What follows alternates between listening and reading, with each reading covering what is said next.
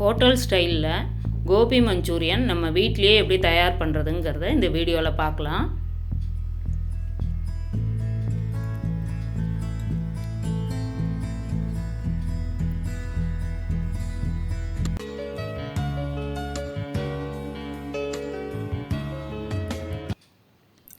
அதுக்கு ஒரு காலிஃப்ளவர் எடுத்துட்டுருக்கேன். அதை நன்னா கொஞ்சம் பெருசாக கட் பண்ணி நன்னா க்ளீன் பண்ணி எடுத்து வச்சுக்கணும். அதில் சில சமயம் சின்ன புழுலாம் இருக்கும், அதெல்லாமும் நன்னா வாஷ் பண்ணி க்ளீன் பண்ணி எடுத்து வச்சுக்கணும். இந்த அளவுக்கு பெருசாக கட் பண்ணிட்டா நல்லாயிருக்கும்.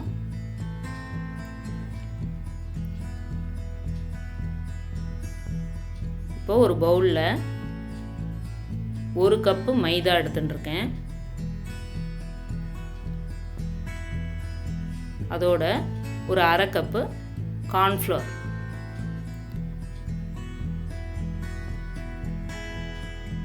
ரெண்டுத்தையும் சம அளவும் எடுத்துக்கலாம். ஒரு 1/4 ஸ்பூன் மஞ்சப்பொடி, ஒரு 1/2 ஸ்பூன் காஷ்மீரி சில்லி பவுடர் எடுத்துட்டுருக்கேன். நார்மல் சில்லி பவுடரும் யூஸ் பண்ணலாம். இது நல்லா கலர் கொடுக்கும், காரம் கம்மியாக இருக்கும்.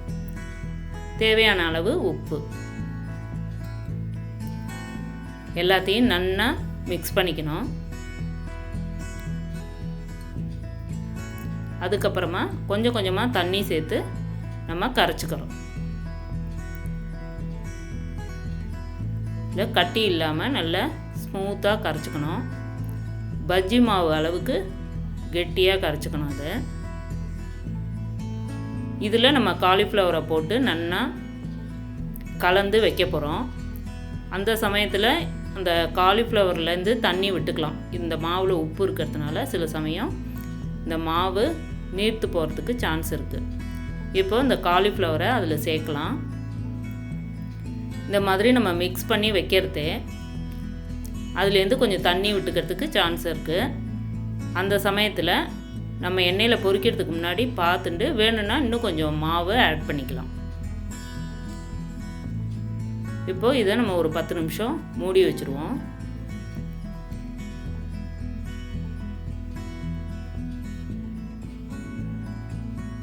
பத்து நிமிஷம் கழித்து பார்க்கலாம். இப்போ தேவைப்பட்டால் நம்ம மாவு ஆட் பண்ணிட்டு, அதாவது ட்ரை மாவை ஆட் பண்ணிட்டு அதுக்கப்புறம் எண்ணெயில் போட்டு பொரித்து எடுக்கணும்.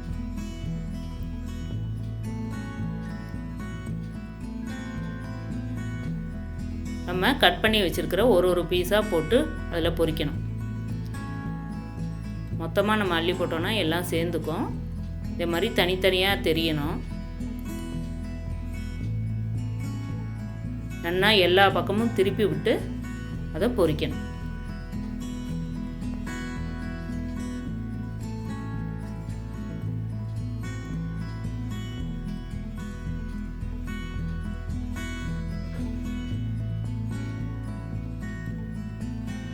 நல்லா வெந்ததும் அதை எடுத்து நம்ம ஒரு தட்டில் எடுத்து வச்சுக்கலாம். இதே மாதிரி நம்ம வச்சுருக்கிற காலிஃப்ளவர் எல்லாத்தையும் போட்டு பொரித்து எடுத்துக்கணும்.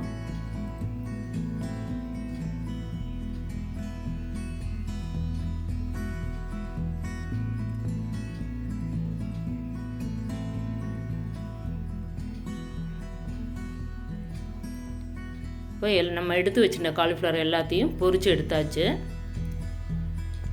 இதை தனியாக வச்சுக்கலாம் நம்ம ஒரு தட்டில். இப்போது கிரேவி பண்ணுறதுக்கு ஒரு பேனில் 2 டேபிள் ஸ்பூன் ஆயில் விட்டுருக்கேன். இதுக்கு வேறு என்னெல்லாம் தேவைன்னா, ஒரு பெரிய வெங்காயம் பொடி பொடியாக கட் பண்ணியாச்சு, ஒரு குடமிளகா, பூண்டு, இஞ்சி, பச்சை மிளகா. இது அவளுக்கு எவ்வளோ தேவையோ அந்த அளவுக்கு போட்டுக்கலாம். இப்போ முதல்ல இஞ்சி, பூண்டு, பச்சை மிளகா 3த்தையும் போட்டு நல்லா வதக்கிக்கலாம்.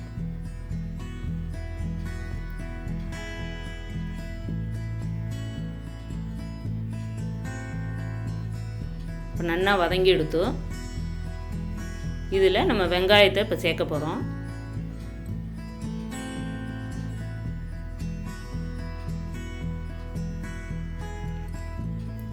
வெங்காயம் கொஞ்சம் கலர் மாறுற வரைக்கும் வதக்கணும். கலர் நல்லா மாறி எடுத்து இப்போது குடமிளகாயை நம்ம சேர்த்துடலாம். குடமிளகா ரொம்ப வதங்க வேண்டாம், கொஞ்சம் க்ரன்ச்சியாக இருந்தால் நல்லாயிருக்கும். லேசாக ஒரு 4 தடவை பரட்டிட்டு அதுக்கப்புறம் நம்ம காரம்லாம் சேர்க்கலாம். இப்போது கொஞ்சமாக மஞ்சப்பொடி, ஒரு 1/2 ஸ்பூன் காரப்பொடி, அதாவது மிளகாப்பொடி சேர்த்துட்டுருக்கேன். இது வந்து பச்சை மிளகாய் ஏற்கனவே போட்டிருக்கோம். நம்ம சில்லி சாஸ் சேர்த்தா ரொம்ப நல்லாயிருக்கும். நான் அது இல்லாததுனால சில்லி பவுட்ரு சேர்த்துருக்கேன். காரத்துக்கு ஏற்ற மாதிரி சேர்த்துக்கலாம். நான் இன்றைக்கி காஷ்மீரி சில்லி பவுடர் தான் சேர்த்துருக்கேன். நல்லா வாசனை போகிற வரைக்கும் வதக்கணும். இப்போது டொமேட்டோ கெச்சப் 1 டேபிள் ஸ்பூன் சேர்த்துருக்கேன். இது சேர்க்குறதுக்கு ரொம்ப டேஸ்டியாக இருக்கும். இதையும் நல்லா மிக்ஸ் பண்ணிக்கோங்க. இப்போது ஒரு முக்கியமான இன்க்ரீடியன்ட் சோயா சாஸ். நான் 1 ஸ்பூன் சோயா சாஸ் சேர்த்துருக்கேன். அதையும் நல்லா மிக்ஸ் பண்ணிக்கணும். உங்களுக்கு கிரேவி நல்ல தளராக வேணும்னாக்க 1 ஸ்பூன் கார்ன்ஃப்ளவர் மாவை தண்ணியில் மிக்ஸ் பண்ணிவிட்டு